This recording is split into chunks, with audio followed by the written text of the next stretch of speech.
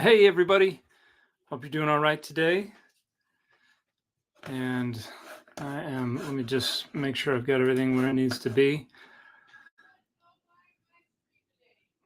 John, do you have an index of TikTok videos that you could make available? I began preparing one a bit ago, but it was very slow going and I haven't gotten around to finishing it. So it wouldn't be a ton of use to anybody right now, but that is something I will have to return to. And I am hoping to make it. Right now, it's in a spreadsheet, and every video has the video number, the date, and then 3 keywords for whatever the content of the video is. So, so someday I will make that public, but it's not available yet. Sorry.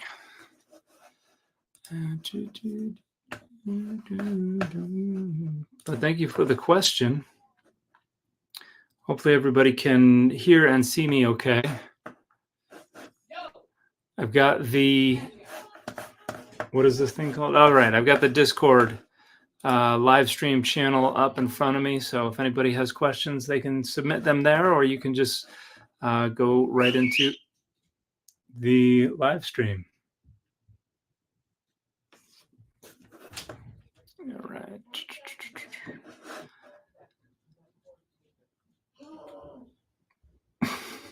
And I might, I don't know if this is a great time for everybody to be joining, but I might share the link publicly as well, just to ensure that there's enough to talk about.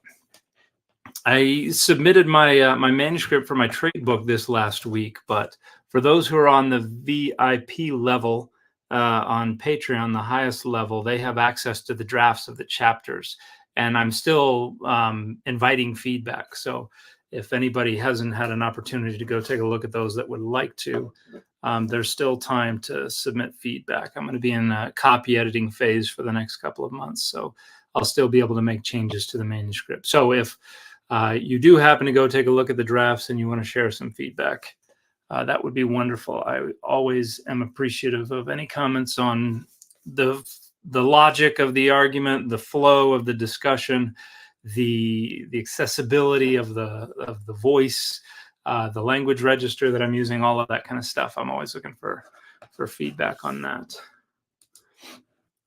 Okay, I think I am going to share this link with some more folks so we can get a livelier discussion going in here.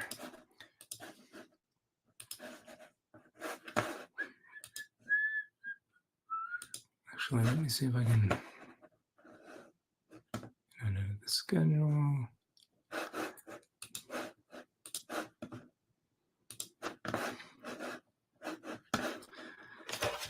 I'd be interested in a podcast or something on the biblical concept of salvation. Possible? Yeah, absolutely. That I'm going to have to do a little more prep about that, just because that's a more complex topic.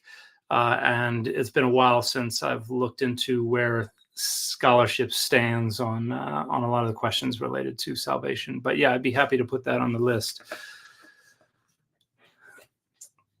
Hey, everybody, if you're just joining us. In fact, I don't know if it's you or someone else who recently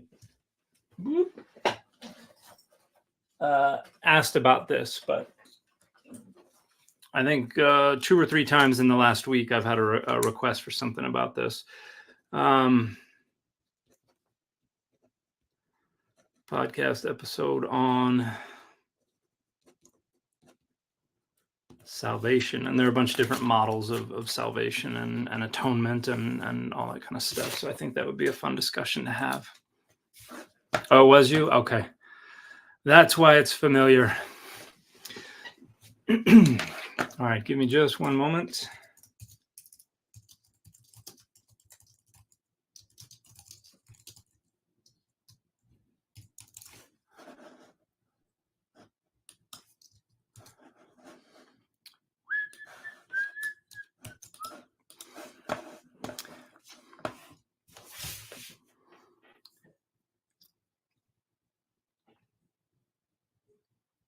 How can Trinitarians reconcile Jesus not considering himself to be God with him being God?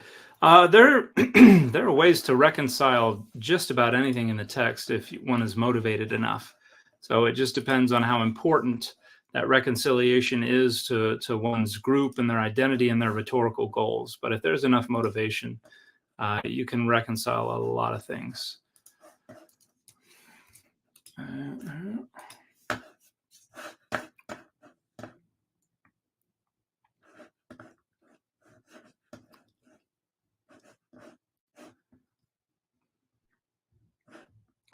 Dan, can you recommend scholars, books, monographs that talk about the emphasis on meaning rather than the text itself? You mentioned how the locus of authority only shifted in 2nd century.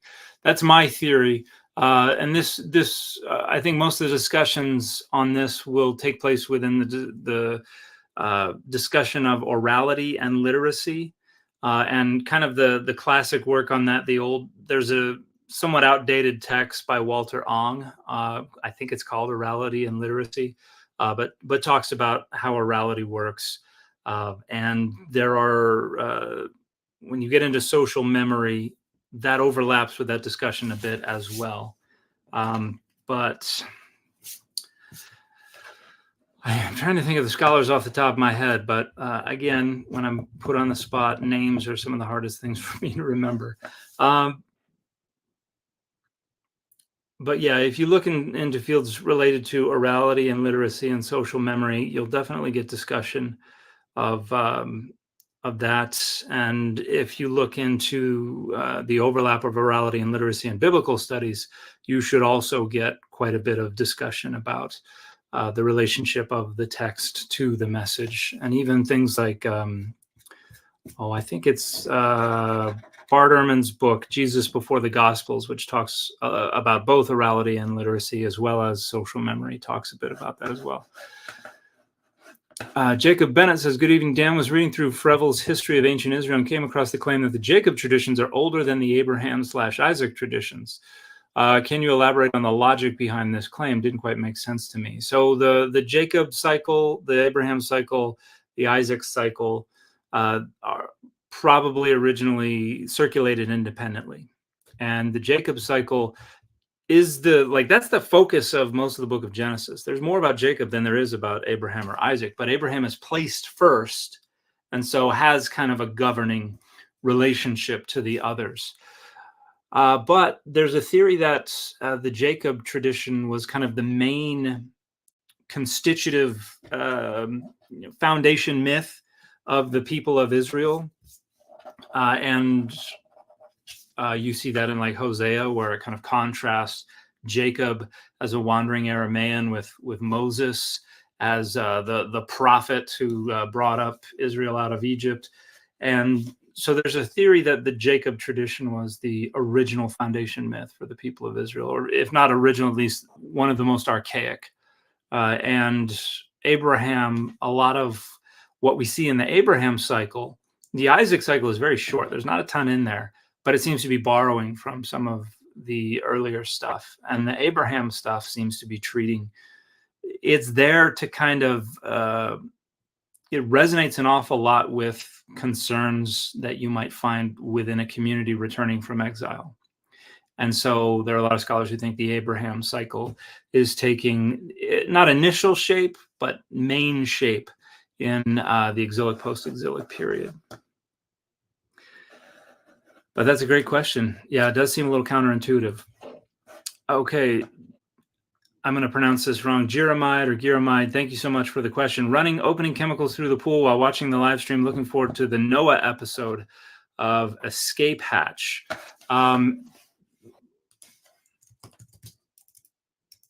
Escape Hatch. If this is a podcast that I'm scheduled to be on, I don't remember the name. That's the one. I wonder about this because I have signed up to be on the Dune Pod, but I guess they changed the name. Okay, yes. Next week, a Tuesday or Wednesday, I'm going to be recording an episode with the folks at Escape Hatch, formerly Dune Pod, and we're going to be talking about Aronofsky's Noah movie. So I've tomorrow, I think I'm going to sit down and watch the movie, remind myself of everything in it. It's been years since I've seen that, so I need a refresher. But yeah, I think it should be a fun discussion. Here's a question. Besides Jude with First Enoch, are there any Deuterocanon quotations in the New Testament? That's debated. There are some places where it seems like they're getting pretty close. It's like a very close paraphrase, if not an exact quote, but there are definitely references. And for instance, in Hebrews 11, you have a reference to people not accepting deliverance because of the hope of a better resurrection. And scholars are in very widespread agreement that this is a reference to stories in like Second Maccabees, and particularly chapter 7 with the story of the woman and the 7 sons. So there's that. It talks about people being sawn asunder, which is probably a reference to a deuterocanonical, or not even deuterocanonical, a pseudepigraphical tradition associated with the death of Isaiah. So there are a handful of ways that the New Testament references and alludes to the apocryphal and pseudepigraphical literature. I'm sure there are lists of varying degrees of robustness that can go into detail about what seems to be a quotation, what may be a paraphrase, what seems to be an allusion, but I don't know all of that off the top of my head.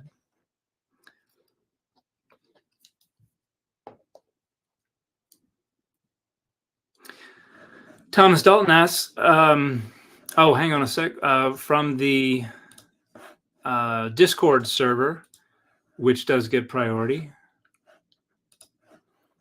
Shamgar's Oxcode says, hello, Dan, where in the world would you like to travel to? I have been very fortunate that for the last 10 years, up until January of 2023, I had a wonderful job that allowed me to travel all around the world, places I've never even heard of before. So I've done a ton of traveling, but there are a number of places that I have never been. I've never set foot anywhere on Africa, the African continent. I would love to visit a number of places in Africa, places that I have friends and colleagues who visited that have told me all about it. There are places in Asia that I have not been that I would love to travel to. I was just talking about some. I've been to a number of islands in the Pacific, but mainly the small ones that no one has ever been to, or very few people have been to. Koh Rai, Chuuk, Pohnpei, Kiribati, Vanuatu, places like that. I would like to return to Japan. I spent a couple of weeks in Sapporo. I have never been to Tokyo. I'd love to see Tokyo. There are... Yeah, one of my favorite places in the world is Malta. I've been to Malta a handful of times, and that's an incredible place. I've been a number of places in South America. I'd love to go to some remote places. Some of the really, really remote islands, the Galapagos, places like that. It's an interesting question, though. Thank you for that. Does that include Egypt and Africa, or have you been to Egypt? No, I've never been to Egypt. But my former dissertation supervisor used to, I don't know if she still does, lead an annual tour that starts off in Cairo, and they walk to Sinai Peninsula and then hike up to St. Catherine's Monastery on Sinai, and then do a tour of the monastery and talk about the artwork and the history and things like that. And they camp in the desert, and they have Bedouins that guide them and stuff like that. And I think that would be really, really cool. So I've got to talk to her about whether or not she's doing one of those again in the future. But Thomas Dalton says, you said you think the Israelites originally had El as their patron deity. How does it work for them to have the supreme deity as their deity when they were still fully integrated Canaanites? I don't know why it wouldn't work for them to have the supreme deity as their deity. There are different theories about how they started off, and I tend to like the ones that see Israel beginning as a confederation of sorts, a group of tribes that that periodically confederated if there was some kind of outside threat or pressure or something like that. And then perhaps somewhere around the 12th century, maybe the 11th century, they permanently confederated. Only initially it wasn't all the 12 tribes that we know now. It was probably 10 or 9 tribes, and they may not exactly match up with the tribes of Israel as we know them today. There's a lot of discussion about how Judges 5 reflects a kind of a not complete notion of the tribes of Israel. But yeah, there were a lot of different folks who would have been committed to, devoted to a variety of different local and national deities, and El was just one of them. And so, yeah, they probably just picked El as kind of each individual tribe probably had a tribal or some kind of other local or regional deity that they were personally devoted to, as well as ancestral deities. But when they came together and confederated, they were probably like, we need a main deity, and so as not to give anyone kind of disproportionate access to power, they probably said, we're not going to choose any of our personal or regional or tribal deities. We're going to pick the big national deity to oversee everything.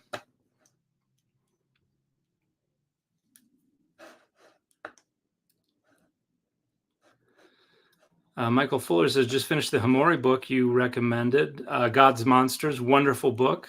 Hope you liked it. Thanks, didn't expect it. Make the point that it wasn't always dualism. What a great way to understand all the bad godness in the text. Yeah, it is a great discussion. And I love how it's such a witty book. I think Esther writes so wonderfully. I'm jealous of the way that she writes.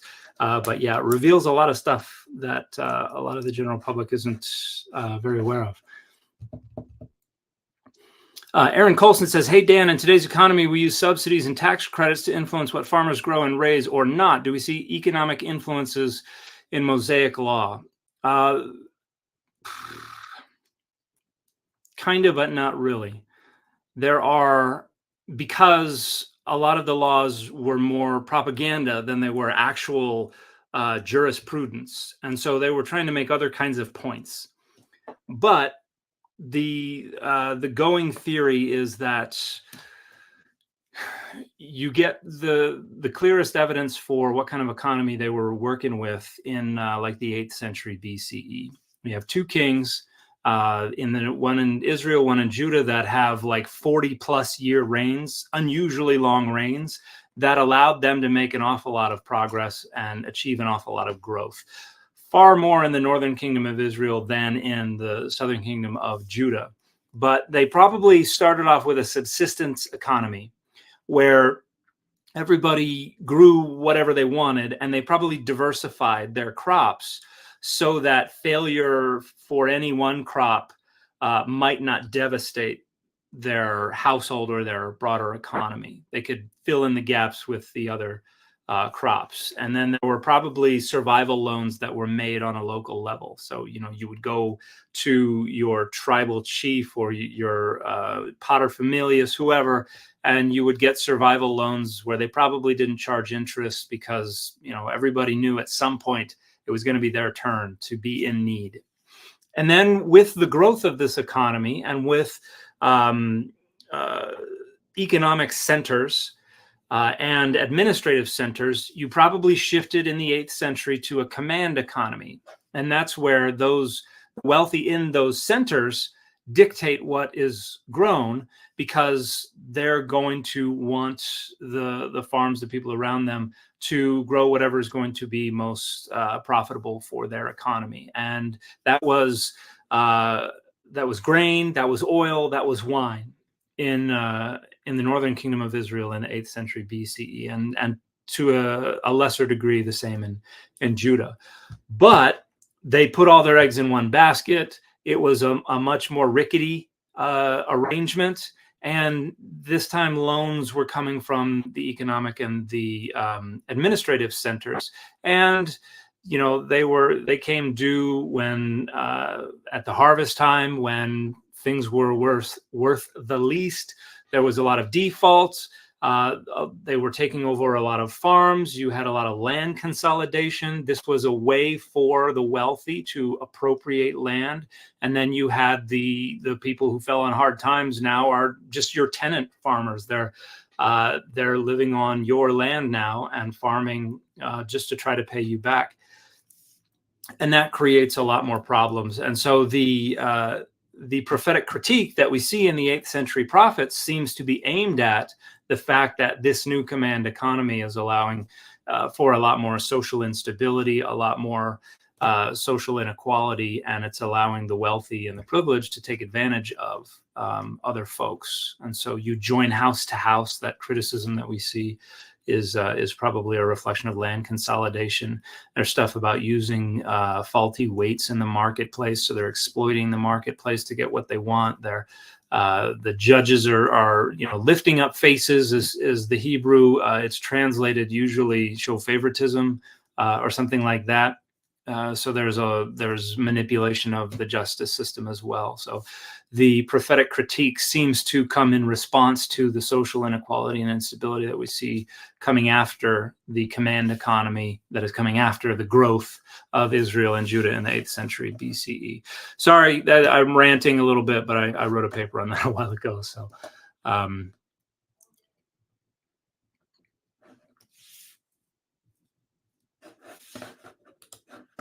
right, but Philistine, thank you so much for the question. Hey, brother, what do you think of this inebriated theory? It was Didymus Judas Thomas, whether he was Jesus's twin or just a ringer who had to spend weeks convincing folks that he was the risen Jesus.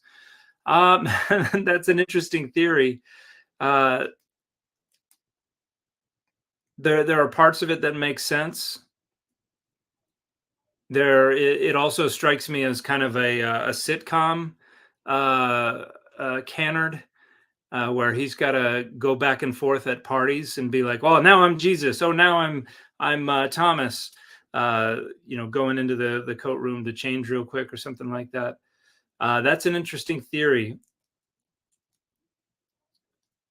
Yeah, I'd have to think about that a little bit more. But most of the stories about Thomas as Jesus's twin come from well after the development of the resurrection traditions. I'd have to look a little more into how folks reconstruct the timing there, but interesting inebriated theory. Keep them coming. Visions and revisions. Thank you so much. Happy Whit Sunday. What's your take on the Pentecost? It is an attempt to fulfill the prophecy that we see in Joel with the outpouring of the Spirit. I think. I think that's mostly what's going on, and the Spirit is reflected in the notion of people speaking in tongues and the fire, the tongues of fire that are appearing over people's heads, the rushing wind, and all that kind of stuff. That's all imagery that's associated with the Spirit overcoming or forcing entry into people individually or in groups. Polymagicarp. Thank you for the question. Hi, Dan. Paul mentions an earlier letter to the Corinthians. He does. Say we find such a letter that passes linguistic analysis. Would it likely be accepted into any canon? Or is it likely that something in the letter would run afoul of several millennia of accreting dogmas? I am pretty sure there would be something in there that would run afoul, because we just have a little cross section of Paul's worldview, and we've reconstructed everything around it based on the little cross section that we have. And we think we've done a pretty good job of that. But if we got another cross section, there would be areas where it would conflict. And even the millennia of accreting dogmas now really fundamentally conflict with parts of Paul's text that we have right now. But we've also got millennia of rationalizing that conflict away. So if we brought something new into the picture, I have no doubt that it would conflict. And so there would be a lot of people who would be like, no, we're not going to do it. But that would be a fascinating thing to see, to have something that the scholarly consensus is like, yeah, this seems to be Paul. This seems to be one of the letters that was missing. It looks genuine. It would be funny to see how up in arms a lot of Bible believers would be about rejecting it. Rejecting its authenticity. It would be hilarious to see how committed to historical criticism a lot of people suddenly became. But that's a great question. Simone Bat Yochai. Hi, Dan. Thanks for checking the thing about theurgy. I'll have to look deeper if I can, but yeah, from my cursory look, I haven't really found anything. Have you read Ken Brown's monograph on the vision of in Job 4? I think I've talked with Ken about it. If hang on a sec.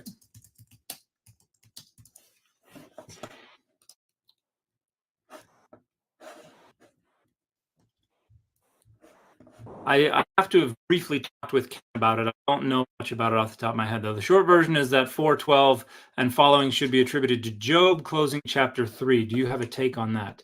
I don't have a take off the top of my head on that, but let me just take a look real quick.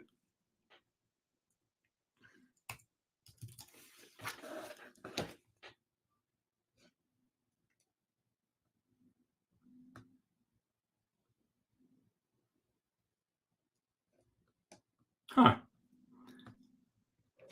That's an interesting theory. I'll have to look at his book. I wonder if I have a copy of it. I do. It's been a while since I've looked at it. And I could just reach out to Ken for the Cliff's Notes version. But yeah, unfortunately I don't have I don't know enough about that to comment off the top of my head. It's very good. I'm convinced. Unfortunately, my professor isn't. That happens a lot, but that's cool that you're convinced. That's always fun, and hopefully your professor encourages you to pursue learning more about it. If he's like, no, that's wrong, you should not look at this, then that would be annoying. That would be frustrating from a professor.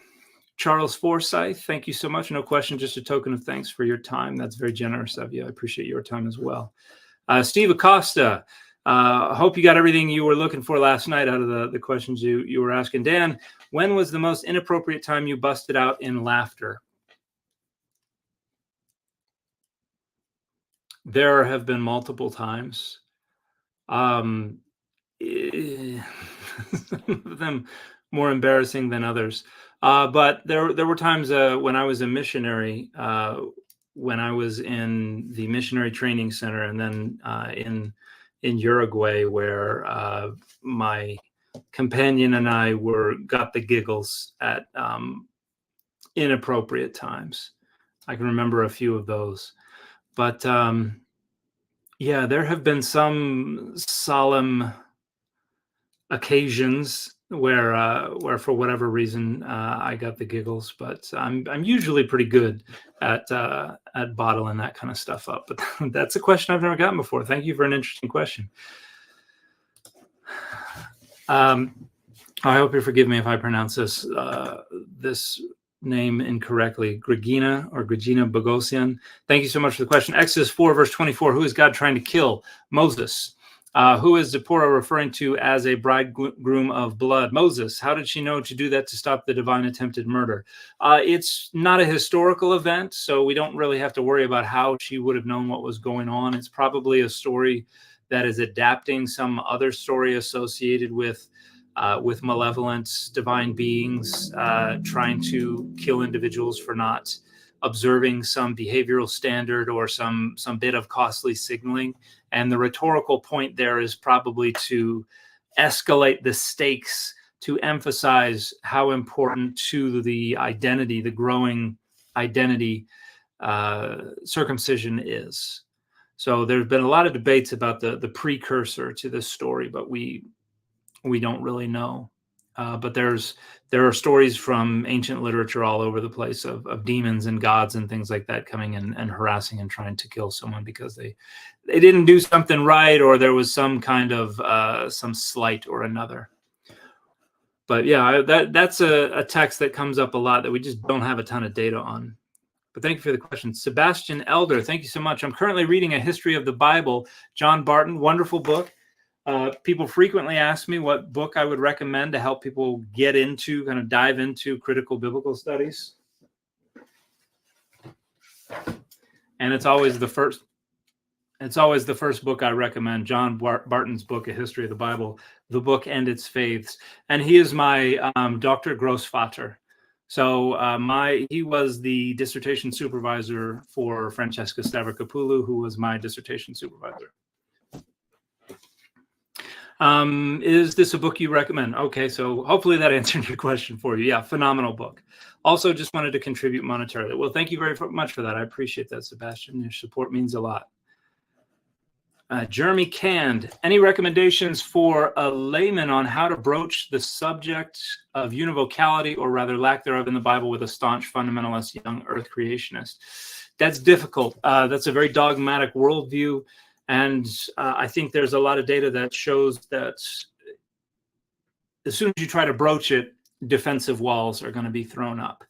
And so the two main ways to get past defensive walls are, one, to have close personal relationships, and two, to have personal experiences that allow the other person to lower those defensive walls.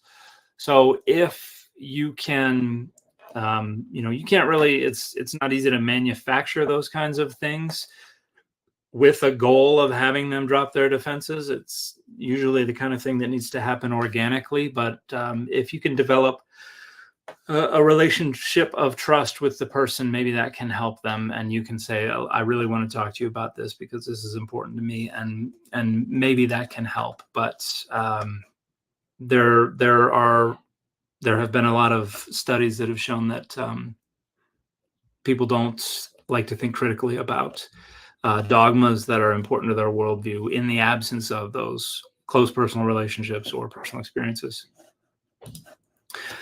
Chief Dixon, thank you so much for the question. Are Josephus' writings seen as accurate? They're seen as the accounts of a man who lived in the late 1st century CE and personally witnessed a lot of the things that he's talking about. They are not seen as supernaturally accurate. They are not seen as transcending the genre of history at the time, which always had some kind of thesis, always had some kind of rhetorical goal that always governed and influenced the way the information was presented. So as we read these texts, we're always trying to figure out what's Josephus trying to do here. And sometimes that indicates the way he's framing these things probably is not historical. It's probably intended to serve whatever rhetorical goal. So it is definitely historiography or historical writing from the 1st century CE with some interpolations, some editorial issues, but it's not supernaturally accurate. It's, it's got to be, everything's got to be taken on a case-by-case basis, as with any such writing. Ginny, I hope I'm pronouncing that correctly. Hello, what do you think about the Shapira scroll? Have you looked into it? I have. I don't think they're authentic. I think they're a recent production, not incredibly old, certainly not going back to the ancient world.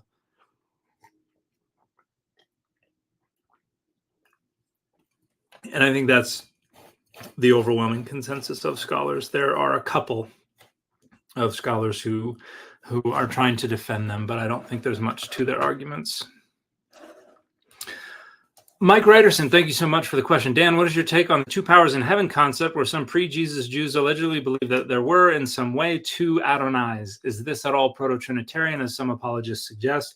You'll see a lot of people use the word binitarianism. I'm not a fan of that, since that seems to me to be teleological. That seems to be kind of, this is an early evolutionary step in the direction of Trinitarianism. I don't think that's a helpful way to look at it.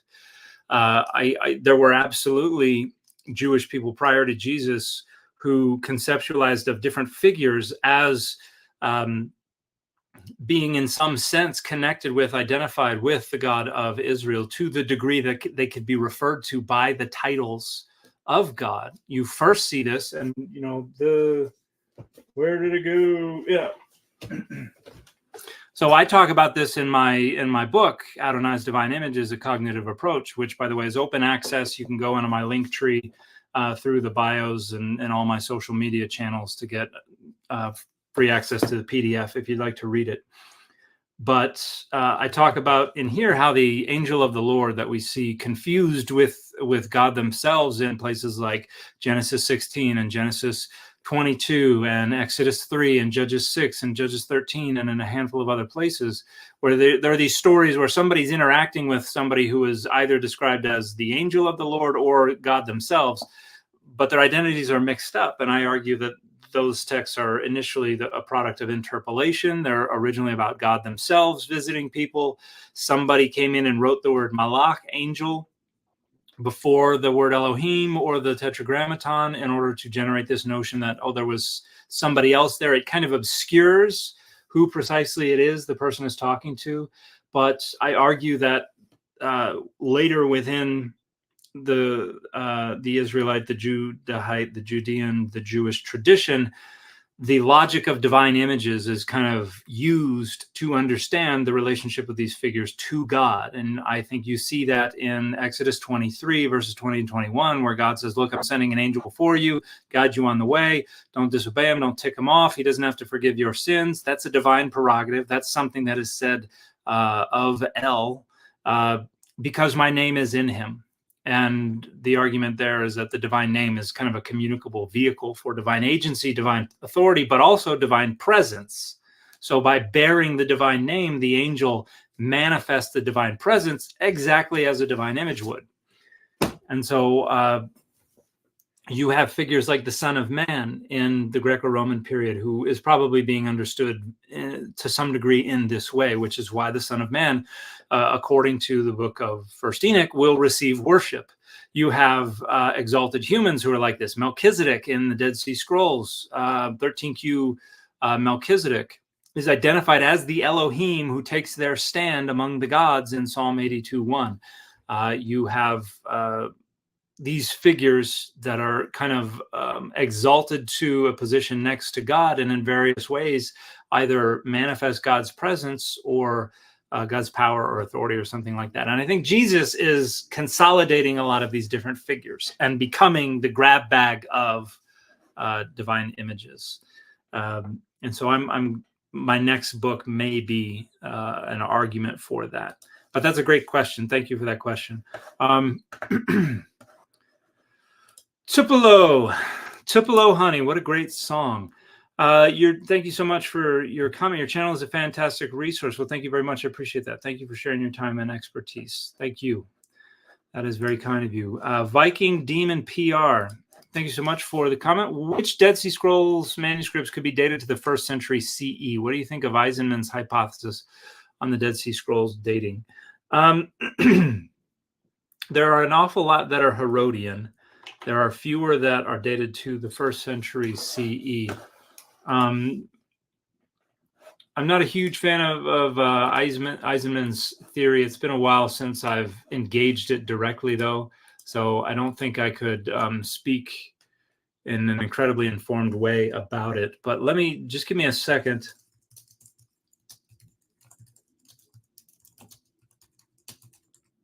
To look up which manuscript thought to be 1st century CE.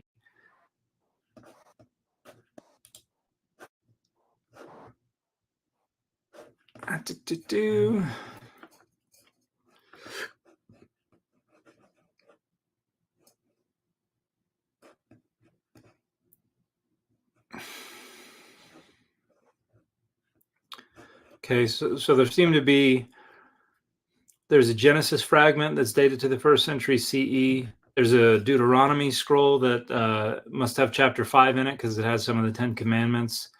There's an Isaiah fragment that has chapters 22, 23, and 24 that's dated to the 1st century CE. So there are a handful of them. They're not the majority. I want to say the majority are probably 1st century BCE and probably toward the end of the 1st century BCE. But yeah, I would have to revisit Eisenman's theory to be able to speak in any real detail about it. But thank you for the question. Duke White, thank you so much. Dan, what is the scholarly consensus on Matthew 16:18? Did Jesus found a church? Probably not. The idea was probably just that belief that Jesus was the Messiah, the Son of God, was kind of the necessary feature of followers of Jesus, the congregation. that would follow Jesus. I don't think you have an institutional notion of Christianity until the very end of the 1st century CE or the beginning of the 2nd century, and probably more so the beginning of the 2nd century. And Matthew is coming probably a decade or two before that. So I don't think that that is that, unless it's a late interpolation, which is not impossible. Steve, back for more. Thank you so much. Dan, do you think that humans as a species have changed much in the last 2,000 years since biblical times? Not a ton, at least not on an evolutionary scale. I mean, there are ways that humans have. Humans are a lot taller in some ways than the average person was anciently. But one of the assumptions that I start off my book making is that in terms of cognitive architecture, the brains of 2,000 years ago are not appreciably different from the brains of today. Not human technology, but humans themselves. Do we still suck as a species? I think we're always going to suck as a species in a lot of ways. But yeah, there's a distinction of Homo sapiens and Homo sapiens sapiens. But that distinction goes back well beyond the peoples who, the earliest civilizations of, like Sumeria and Egypt and things like that. They go back, that distinction goes back much further than that.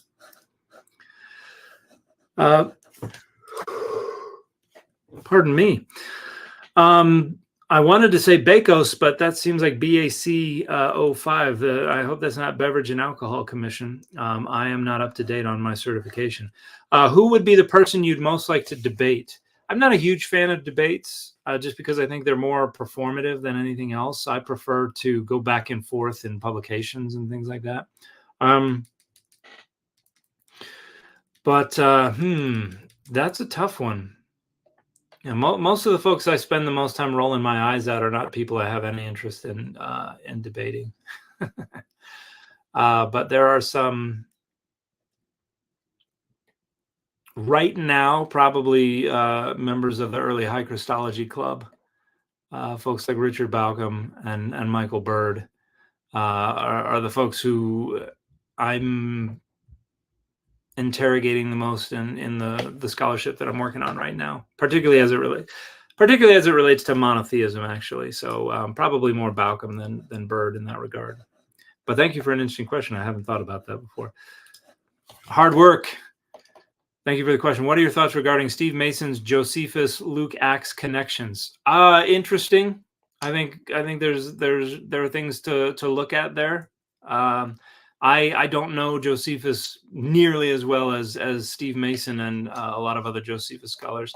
I have a good friend that I was at Oxford at many years ago who is a Josephus scholar that I will hopefully get to see in San Diego at the annual meeting of the Society of Biblical Literature. We always try to go have dinner together because we are usually both in the same town at the same time.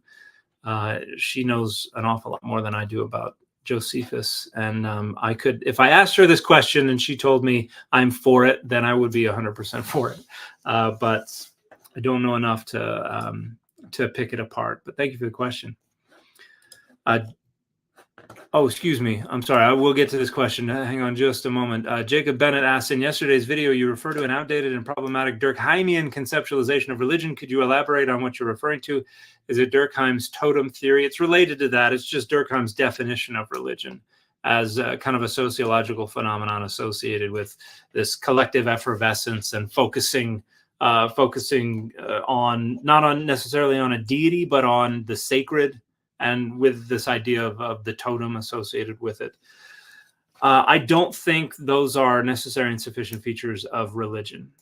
I think it's still functioning within a kind of dictionary definition framework that I think a lot of religious studies scholars have moved away from in the last 50 to 75 years. And so I've argued that you can't define religion because religion is not a sui generis category. It's not something that occurs out in the world. It's a category that we created in discourse. And so it does not exist outside of discourse. It is whatever we say it is. And I've argued that if we must have a definition, there's only one feature that is true of all traditions that have been labeled religions, that is only true of traditions that have been labeled religions, and that is precisely that they have been labeled religions. And so I would take a discursive approach to understanding religion, a la Koku van Stukrad, who's done some wonderful work on a discursive approach to religion. So I think this book is adopting the Durkheimian approach because it allows them to say whiteness is a religion. And functions in every way like a religion. I'm not so convinced that we can take it that far. But great question. Thank you for. I'm going to have to make a video about that because I've gotten a lot of questions about that. Shamgar Zoxcode asks, "What are your views on Christian universalism theology? If you're allowed to discuss it, I'm allowed to discuss anything I want. I have set certain boundaries to my channel." I think it's interesting. It's a renegotiation like any other, but I think universalism has a case to make for being the perspective of some folks. Paul, for instance, there's a case to make that Paul was a universalist. This idea that, the one who's 2 Corinthians, this guy they're talking about who's, I think, sleeping with his stepmom or something like that. And Paul's like, deliver him up to the buffetings of Satan so that he can be saved in the last day or something like that. There's an argument to make that that's a universalist perspective. There are others who take an approach like that where punishment in hell is temporary and it will lead either to annihilation or to salvation. I think Origen, what's the word? Apokatastasis, I think, is something that has been attributed to Origen, has been attributed to Eusebius of Caesarea. So it has a heritage, it has a pedigree that goes back pretty far, but I think trying to consolidate the whole Bible into universalist perspective is a renegotiation like any other. Okay, now, George, thank you so much for the question. Sorry for the delay. A few years ago, I listened to the podcast Religions of the Ancient Mediterranean by Philip Harland. It is more history than Bible. Are you familiar with his work? Any thoughts? The name sounds familiar. And the podcast actually sounds familiar, but I don't know. I don't know enough about it to have any thoughts. However, it sounds really familiar. Just give me a second to.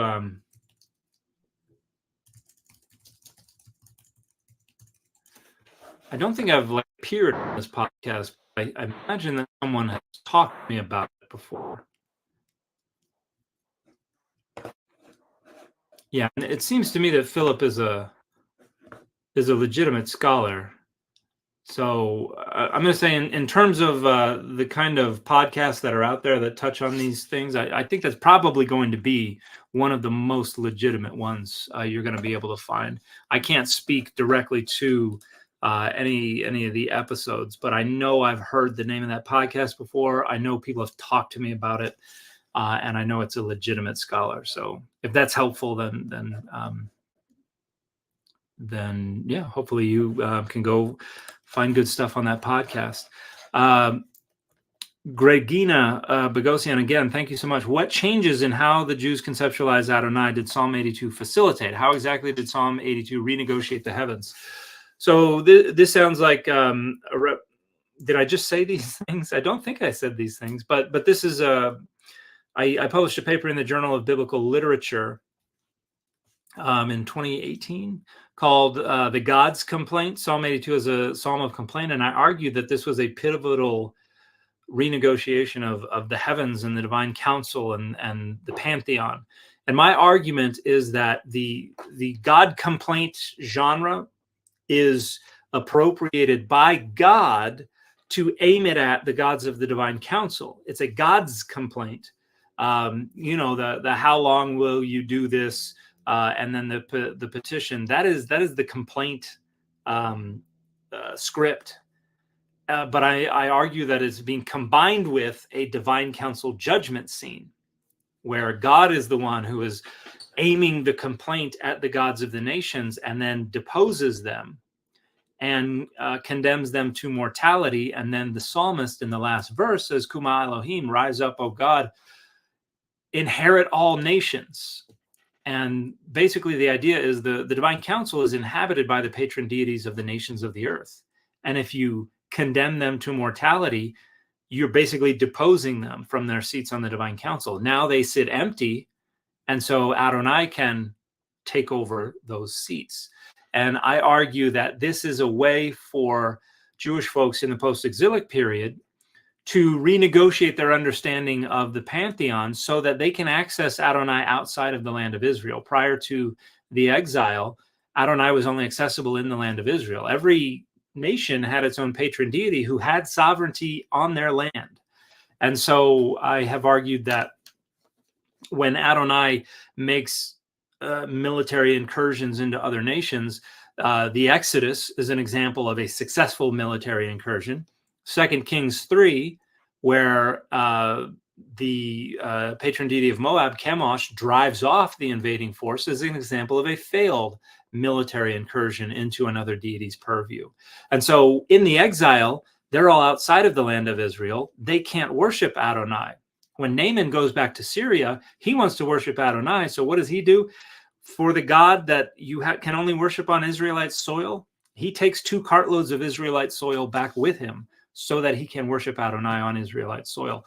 The exilees don't have that luxury. They're outside of the land of Israel. I argue that Psalm 82 is finding a way to make Adonai accessible to the communities that are outside the land of Israel. And they do that by kicking the patron deities out of their seats on the divine council and having Adonai take over direct rule of all the nations. So that's the universalization of Adonai. So now Adonai is not only sovereign in Israel, Adonai is sovereign over all the nations of the earth. At least that's what they're trying to do. But as one part of a larger scriptural heritage, the earlier view is still there in the backdrop. And so you have to kind of negotiate between all of them. But thank you for a great question. Nick Gibson, hey, Dan, do you think any of the biblical authors believed in universalism at all? I think Paul probably believed in some species of universalism. So yeah, I do think so. And prior to the New Testament, I think there was, or at least prior to the rise of the notion that the wicked were punished in the afterlife, which is something that I think develops within the Enochic literature. Prior to that, I don't think there was a distinction between the afterlife of the wicked and the righteous. Everybody went to the same place, to Sheol. So in a sense, if the afterlife is salvation, then everybody receives the same salvation, so to speak. Beverage and Alcohol Commission 05. Thank you again. While they were stoning Stephen, he prayed, Lord Jesus, receive my spirit. Did this indicate that to Stephen, Jesus was divine/God? I think it absolutely indicates that Jesus was understood as divine. I don't think it means Jesus was understood as the God of Israel. Lord is distinct from God. But as I've discussed, if Jesus is conceptualized as kind of a walking, talking, sentient divine image, then there's not really a distinction made, because Jesus manifests God's presence. And, you have in Exodus 3, the angel of the Lord appears to Moses in the flame of fire in the burning bush. And then in verse 6, that same agent says, I am the God of your father. And so the possession of the divine name, which is how Exodus 23 rationalizes the angel's identification as God, allows them to bear God's name and so be called by that name. And you even see that in the rabbinic literature. There's I don't remember the text. I believe there's a Talmudic text where somebody says, hey, there's this text where the person is supposed to, God says, go up to Adonai. Why doesn't God say, come up to me? And the rabbi says, oh, well, that's not really Adonai. That's Metatron. But Metatron has God's name. And Metatron is the Adonai Katon, the little Adonai. And so the text can refer to Metatron by the divine name. So you have someone else who has the same name. And then the person then goes, well, we should worship them then. And then the rabbi condemns the worship of Metatron. And so it might be a little bombastic side eye at Christianity. That's Third Enoch, right? Metatron as the Adonai Katon is Third Enoch, yes. But this story is in the rabbinic literature. I'm working on a book that will hopefully discuss that in more detail. Jacob Bennett asks, in your Hebrew class, will we be able to raise hands and ask questions, or is it pretty much straight lecture? I'm wanting to make it more interactive. If I do a webinar, if there are hundreds of people, then I'll have to do a webinar, but there will still be opportunity to raise hands and things like that. But like, you won't have your picture on the screen for everybody to see. But some of the classes will be recorded. Like I'm going to be traveling at times, and so I can't do the class live. So some of them will be recorded. And my plan at this point is during the class there will be lecture time, and then there will be Q&A time, stuff like that. Sanhedrin 36b, thank you. I think that's the one I'm talking. Yeah, that's got to be the one I'm talking about. Thank you as usual, Simone Bat Yochai.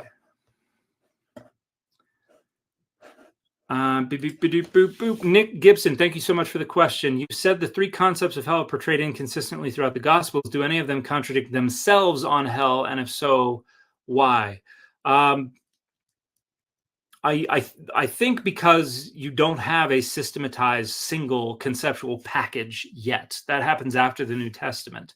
And so I think the imagery and the ideas are kind of situationally emergent. It's like, we come up with whatever rhetoric works at the time in the given situation. And one day that may go one direction, and another day it may go in another direction. So, but I'd have to look more closely at how they identify the different concepts of hell. But like, Revelation's idea that, if you identify the lake of fire as hell in the book of Revelation, well, you get the problem of Hades being another character who is the location of the dead, and Hades themselves, or the place of Hades, however you understand Hades, gets thrown into the lake of fire. So like, that doesn't work for a single concept of hell as the location of the punishment of the dead. So if you're looking for a single concept of hell in Revelation, then it's going to be a little self-contradictory in that regard. Shamgar Zoxcode, are you familiar with Ugaritic language as well? And if so, would you also do a class on that? I am familiar with Ugaritic. That would take a lot more prep time, and I would not want to do that unless the folks had learned Hebrew, because pretty much every intro to Ugaritic is assuming that you've already done some undergraduate Hebrew stuff. And it's much, much easier to learn Hebrew, and then it's a lateral move to get into Ugaritic, but to learn Ugaritic from scratch would be complex. And I don't want to be the one to try to do that. Chief Dixon, thank you so much for the question. Is the NKJV a newer translation from original text? In some, I'll have to look at it again. I don't remember if they are adopting a lot of the critical text readings. I don't think they do, actually, but I'm not positive. It's an update to the King James Version. So it's rendering it in more modern language. And it may or may not use some critical readings. I don't remember. I'm sorry. I should have known that one, but I don't remember. Jeremy Can, thank you so much for the question. Which stance of yours has changed most drastically since you began in biblical scholarship? Thanks for the previous answer. The young earth creation in question is my dad. Can confirm he's not easily reasoned. Well, so you have a dad like most dads. But thank you for the question. What has changed most drastically? I think actually the Psalm 82 question is probably the one where I used to be fully committed to the idea that Psalm 82 was one of the oldest texts in the Hebrew Bible, like Deuteronomy 32, 8, and 9, or something like that, that it represented the period before the conflation of Adonai and El. And I argued strenuously about that online for a while. And then in a class at Trinity Western University in 2013, I had to write a paper. I chose to do an exegetical paper on Psalm 82. And as I was going through and doing the research and writing the paper, I realized I couldn't really make a strong case, and completely shifted my position and pointed in the opposite direction and said, no, it's not one of the oldest, it's one of the youngest. And I decided I was going to write a paper on that, and then I went and got it published in the Journal of Biblical Literature. So I did a complete about face regarding Psalm 82. That's probably the one that sits closest to the surface. Oh, excuse me. And on that, people are bringing up Hebrew. I'm going to be teaching a biblical Hebrew class, an introduction to biblical Hebrew. So you don't have to have any experience or training with biblical Hebrew to take the class. And it's I'm hopefully within a month I'll release all the information, and you'll be able to sign up and register and everything like that. But the plan at the moment is to do 2 classes a week. Each one will be an hour. It will be a combination of live and asynchronous. Everything will be recorded. So if you just want to come get the recordings whenever you can, that would be fine. I'll try to do as many of them as I can live, but if I'm traveling or something like that, I'll just record it beforehand. And I am thinking,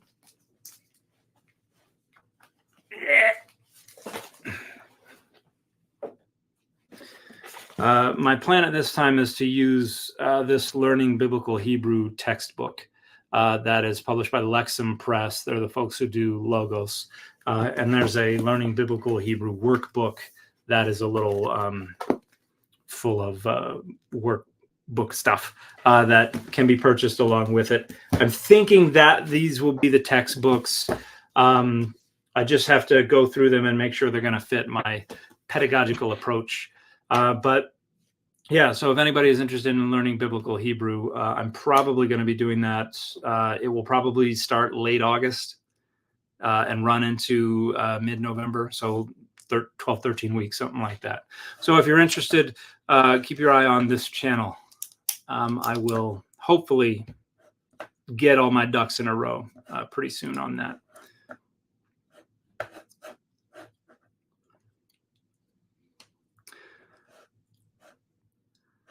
Thomas Dalton asks, what lost document would you most like to be found? I would love to see the earliest editions of Genesis. I think the author of Exodus 6:3 had versions of the patriarchal narratives in front of them that did not have Adonai as a divine character. They may have been aware of versions that did have Adonai, but they seem to me to be prioritizing versions that did not, which is why they said, hey, your Abraham, Isaac, and Jacob, they knew me as El Shaddai, but by my name Adonai, I did not make myself known to them. But in our versions of Genesis, all 3 of them explicitly refer to God as Adonai. So yes, I would love to see the earliest versions of the patriarchal narratives.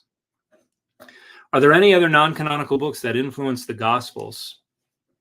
Yeah, there are probably a handful. First Enoch was no doubt influenced the Gospels. Jubilees probably influenced the Gospels to some degree. There are some other texts. The Book of Giants probably did to some degree. I don't think Genesis Apocryphon did, but there's a lot of Greco-Roman period Jewish literature that was just in the part of the zeitgeist that influenced the development of the ideologies that would have been picked up by the New Testament authors. And, you have references, allusions, maybe in the case of First Enoch, quotations of them. So they're in the background somewhere. Have you read Christian Frevel's article on Adonai worship originating with the Omride dynasty? It's if it's an older article, I believe I have. I've done more. I've been more involved in Frevel's work on monotheism recently, so that's kind of in the forefront of my mind when I think of Frevel. But yeah, I'm not. I think it predates that to some degree.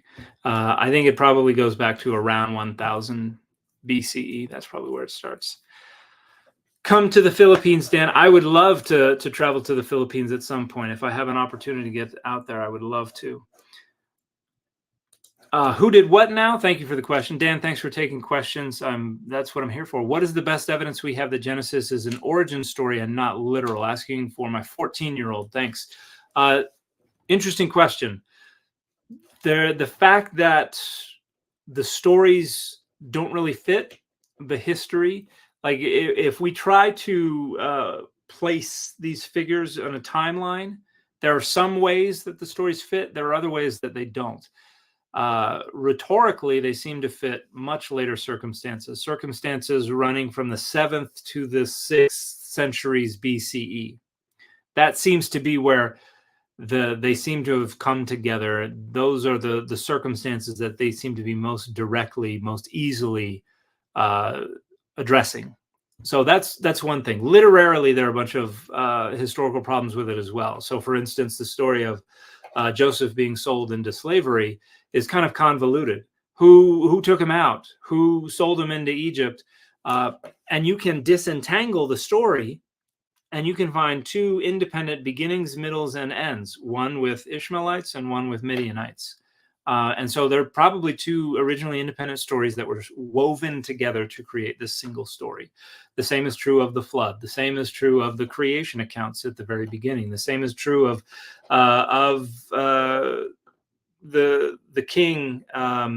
Is it Abimelech both times? I think it's Abimelech both times, getting fooled by the visiting patriarch who says, "That's not my wife, that's my sister." There are all kinds of doublets that make the most sense as literary creations that just accidentally ran into each other in the tradition as it was being collected. So there are a lot of different ways that it makes more sense as a literary creation that dates to 7th, 6th centuries, initially dates to 7th, 6th centuries BCE. Another indication is if you look at Daniel Pioski's book, Memory in a Time of Prose, and you also look at Seth Sanders' Invention of Hebrew book, both of them point out that you don't have narrative prose in alphabetic languages until the late 9th century BCE. That's when you first see the rise of narrative prose. And so Genesis is overwhelmingly written in narrative prose. And so it could not have been written down in the language in which it is now prior to like 850 BCE. So when we take that and we combine it with some of the different literary features, and we combine it with the historical context that most closely fits, it all lands in 7th to 6th century BCE. And so there might be historical kernels to it, but overwhelmingly it seems to be a literary creation. But certainly some of the traditions, particularly Jacob, and maybe the poetry in Genesis 49, that stuff is thought by scholars to go back into the 8th, maybe even the 9th century BCE, probably in the Northern Kingdom. I gotta say, ooh, okay, it's getting close to my bedtime. I've got a few more minutes. Edward Ezeanu, if I'm pronouncing that correctly, which I probably am not. But thank you so much for the question. Do you think the ideas of a just and all-loving God are compatible with him sending people to burn forever in hell? I think that's a theological question, which would be a little out of bounds for my channel. But I will just comment that it does seem to raise issues. There is a conflict there. And I think a lot of scholars will point to concepts of universalism within early Christianity, perhaps even in Paul, that suggest they recognize that that was an issue in the early church as well. All right, I'm going to try and catch up to the main chat before I go.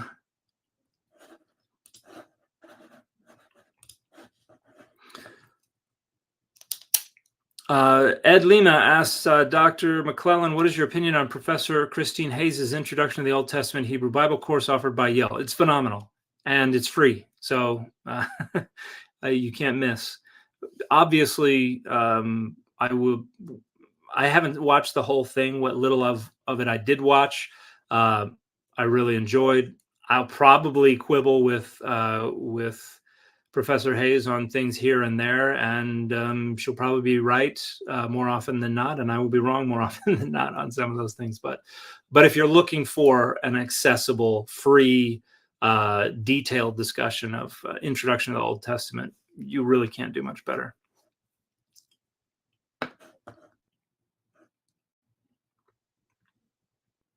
Thank you for the kind words, everybody. Those of you who are commenting, telling me that you appreciate my work and that you are expressing gratitude for that work. It means an awful lot, and it helps me feel like I am doing something meaningful.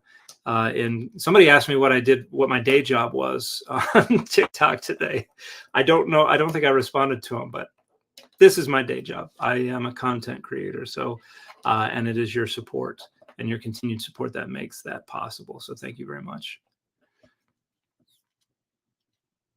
And Shamgar Zoxko says, thank you for dedicating your time. I appreciate it very much. I'm happy to do it. When the opportunity presented itself for me to pivot from having a job to making videos and writing books and doing lives and things like that for a living, just doing what I want to do, I did not hesitate at all. I think I'm one of the most fortunate people in the world because I get to do what I would be doing for fun anyway for a living. JC asks, why is the KRK root, Bind Fortress, etc., associated with apocalyptic passages in the Peshitta? Can you tell us about rolling and the apocalypse? I'm not familiar with how the tradition arose.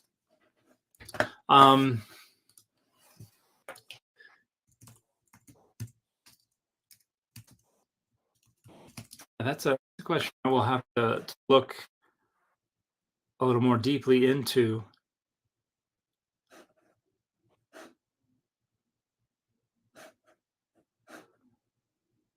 Yeah, I don't know the background to that. I apologize for not being able to give much of an answer for that one, but I'm going to write this down.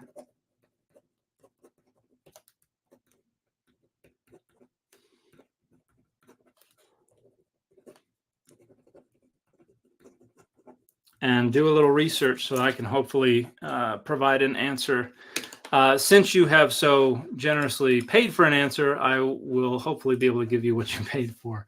But yeah, I don't think I can say anything intelligent off the top of my head about that, but I will do some research and get back to you. But thank you for the question. Shamgar's Oxcode says, do you consider yourself an influencer as well as content creator? I would prefer to just say I consider myself Dan. I don't like a lot of different titles. To the degree that I influence things, I hope it's in a productive, edifying, good direction. I wouldn't object to that identification, but I wouldn't presume to go out there and tell people, hey, I'm an influencer.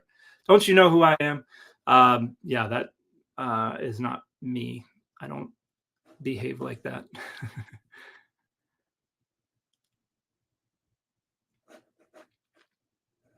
Do you ever see yourself in a university setting teaching? I've given lectures at universities recently. I have some on the schedule for later in the year and early next year as well. If someone says, hey, do you want to take up a fellowship or something like that for a little while, I can see myself doing that. But taking on a full-time, like tenure track position, no. I make more money and have a lot more freedom doing what I'm doing now. So why would I go do something else, something like that? But if someone says, hey, come, spend 6 months at Oxford and do a bunch of research and teach some seminars or something like that, yeah, I'd be happy to do something like that.